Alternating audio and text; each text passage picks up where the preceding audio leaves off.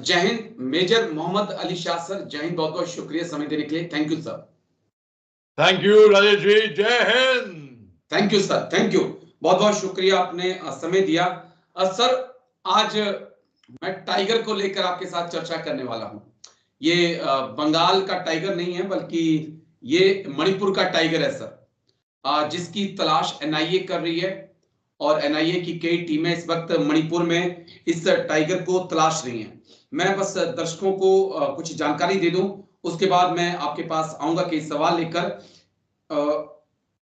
जो मेरे पास जानकारी इसके बारे में, जो मेरे पास मोटी मोटी जानकारी है सर, वो यही है कि ये एक मिलिटेंट ग्रुप का चीफ है, और जिसको इस वक्त एनआईए पकड़ना चाहती है। और जो 13 नवंबर को जिरीबाम में अटैक हुआ, सीआरपीएफ कैंप पर जो हमला हुआ, उसकी जिम्मेदारी, और जो कुकी मैतेई लोगों के जो घर जलाए गए, इसी टाइगर ने जिम्मेदारी ली थी। और नाम इसका है हायोगे नथांग किपगे, ये इसका नाम है सर। और मणिपुर का एक मिलिटेंट ग्रुप है, उसका ये चीफ बताया जा रहा है। मैं अब आपसे डिटेल से समझना चाहूंगा सर, क्या ये पूरी जानकारी है, एनआईए क्यों इसको तलाश रही है, और इसके तमाम वीडियो सोशल मीडिया पर वायरल है, इतना एक्टिव है। देखिए राजेश जी, मैंने दरअसल ईमानदारी की बात है कि टाइगर का नाम नहीं सुना था अभी से पहले जी। इस विषय से पहले।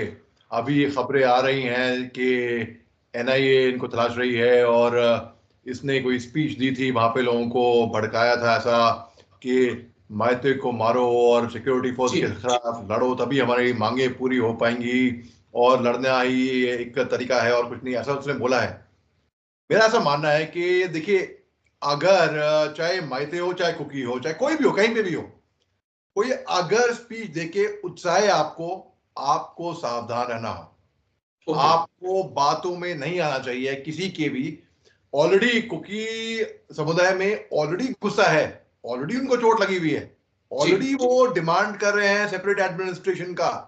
वो कह रहे हैं separate administration is the only solution. Meitei कह रहे हैं नहीं, मणिपुर का फ्रेगमेंटेशन नहीं होएगा, हमारे स्टेट का तोड़ नहीं होएगा।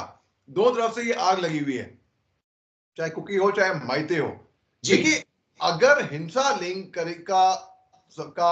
का रास्ता चुनेंगे तो नतीजा और खून खराबा होने वाला है। बिल्कुल सर, बिल्कुल। लोग उसने बोला भी है कि अगर हमारे दो एक कुकी भाई बहन मर जाते हैं कोई बात नहीं, हमें और 10 और पैदा होंगे। नहीं, देखिए, खून का बदला खून हमेशा नहीं होता है। सूझबूझ से हमको आगे बढ़ना पड़ता है। आप वियतनाम का एग्जाम्पल ले लीजिए। आप वियतनाम का एग्जाम्पल मैं इसलिए दे रहा हूं क्योंकि मैं जब असम राइफल्स में था तो मेरे जवान काफी प्रभावित थे, नॉर्थ ईस्ट में खास तौर से, क्योंकि उनके जो बूबी ट्रैप्स, एम्बुश और जो गोरिल्ला वॉरफेयर, जंगल वॉरफेयर होता है, वो अव्वल दर्जे का होता है। Okay sir. वियतनाम में बहुत गंदा खून खराबा हुआ था, लेकिन उसके बाद भी उन्होंने बड़ा दिल रखा, उन्होंने माफ किया। तो देखिए, मैं ये नहीं कह रहा कि भाई ठीक है, जख्म जब बहुत गहरे हो जाते हैं मैं मानता हूं तकलीफें, लेकिन अगर हम हिंसा के रास्ते पे चलेंगे तो नुकसान किसका होगा? नुकसान ये बात नहीं है कि हमारे, कि जिसका जो हिंसा में गया है उसकी भी कैजुअलिटी होगी। नुकसान ये होगा अगर हिंसा के रास्ते में चलेंगे तो उनको क्या लगता है कि अगर हिंसा के रास्ते में चलेंगे तो सरकार मान जाएगी उनकी बात। ये सरकार नहीं मानने वाली है दोस्त जी। मैं उन सबको बोल रहा हूं कि जो अगर हिंसा का रास्ता लेंगे, नहीं मानने वाली है, कतई नहीं मानने वाली। मैं जानता हूं, मैं समझता हूं थोड़ा बहुत। जी। कितना भी आप रेजिस्ट कर लो, प्रोटेस्ट कर लो, वो करेंगे जो उनको करना है। तो अगर ऐसा ही रहा तो आपको अगर अपना काम निकालना है तो आप फुली निकालिए ना, डायलॉग करिए, बातें करिए, मेज पे बैठिए। हिंसा का रास्ता मत लीजिए कोई भी। हिंसा का रास्ता हमेशा बहुत ही बर्बादी की तरफ जाएगा। बिल्कुल सर, एग्री सर। और हम, राजीव जी, आप और मैं तो, हम तो फौजी आदमी रह चुके हैं, हमने तो देखा है सबसे मुश्किल काम फौज में हमने क्या करा है। हमने जो गोलियां फायर करी वो नहीं, जब किसी घर पे इत्तला करते थे कि आपका बेटा, आपका भाई, आपका बाप, आपका दोस्त अब इस दुनिया में नहीं रहा, इतनी बिल्कुल तकलीफ होती है। जी जी जी, आप कुछ पूछ रहे थे जी। बहुत तकलीफ। मैं ये कहना चाहता था क्योंकि जो जानकारी मुझे मिल पा रही है 1987 में KNF नाम का एक संगठन बनता है और 1994 में ये दो पार्ट में बंट जाता है। दो पार्ट में से एक होता है KNF-MC और दूसरा होता है KNFP यानी कि प्रेसिडेंट। और और उसका ये जो टाइगर है थांगपोई किंगपेन वो लीडरशिप उस वक्त ग्रहण करते हैं। अब मैं समझना चाहता हूं कि क्योंकि आपने मणिपुर में सर्व किया है, क्या वाकई में इस प्रकार के KNP जैसे संगठन वहां पर काफी ज्यादा एक्टिव हैं और कितनी एक्टिवनेस है इनके अंदर और कितनी मजबूती है? देखिए, आपने जो मैं बताया, मैंने टाइगर का नाम नहीं सुना था। आपने जी अभी जी अभी मैं सुन रहा हूँ, जैसे आपने बोला किपगिन। किपगिन दरअसल असल में थड़ाओ स्प्रिंग कुकीज होते हैं, जैसे कि हॉकिब्स, ओके खोंगसाइज, किपगिन्स, ये थड़ाओ स्प्रिंग कुकी होते हैं। और जैसे कि हुईते हो गए, वो हो गए पाइते या सौते या सिमते, जी या तो वो समझना एक तो बहुत जरूरी है। फिर जी इनके जैसे गांगते हो गए, तो okay sir basically they come under Kuki umbrella में आते हैं वो।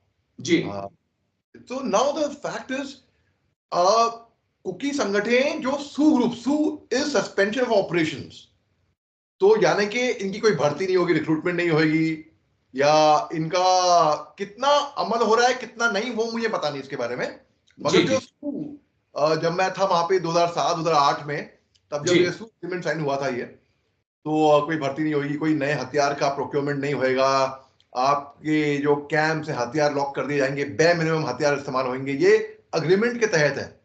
ओके ये हकीकत मैं नहीं जानता कि अग्रीमेंट का पालन हुआ है कि नहीं हुआ है, इस पे मैं कोई टिप्पणी नहीं कर सकता, मैं इसके बारे में मैं कुछ कमेंट नहीं कर सकता। लेकिन हाँ, ये मैं जरूर देखा था कि एक्टिव ग्रुप्स मणिपुर में, PLA, People Liberation Army, okay UNLF, United Liberation Front, KYKL, Kanglei Yawol Commando, PREPAK, एक जमाने में 97 में एक ग्रुप था पल्स। ओके पल्स खासतौर से थोबल काप्चन में, सोना बस्ती पड़ती है, जी वहां पर एक्टिव था। लेकिन बाद में सुना है ये ड्रग में आ गया, बाद में इतना अंडरग्राउंड एक्टिव नहीं था। तो ये कुकी ग्रुप्स मैंने देखे हैं कि इनकी हम पे फायरिंग तो नहीं करी कभी, कुकी ओके ग्रुप। जी, दे डिडंट हैव, उस टाइम पे, मैं उस टाइम की बात कर रहा हूँ, they didn't have anti national sentiments, ऐसे नहीं थे बिल्कुल भी। तो कोई भी कहीं पे भी अगर उत्साही लोगों को बिल्कुल कतई बर्दाश्त नहीं करना चाहिए। और बल्कि जो लोग सुन रहे हैं, आपको मैं एक एग्जांपल देता हूं। मैं अभी कुछ दिन पहले एक ऑडियो बड़ा वायरल हुआ है, ये जी कह के कि ये मणिपुर के chief minister N Biren Singh साहब का ऑडियो है। और उन्होंने, तो मैंने अपने कुकी दोस्तों को समझाया कि इसको शेयर मत करो, क्योंकि कोई कंफर्मेशन नहीं है, ये जांच पड़ताल हुई नहीं है। और जी आप ये कैसे शेयर करोगे, कल को आपके ऊपर कोई FIR कर दे, आपके ऊपर कोई कंप्लेंट कर दे, आप कानून की गिरफ्त में आ जाओगे फालतू में। Because I care for you, जी जी जी मेरे को आपकी चिंता है, आपका बिल्कुल कंसर्न है, आपसे मोहब्बत है, आपकी परवाह है। मोहब्बत सबसे है, जो भी नॉर्थ ईस्ट के लोग हैं सबसे है। तो बिल्कुल मैं चाहता नहीं कि आप मुसीबत में पड़े।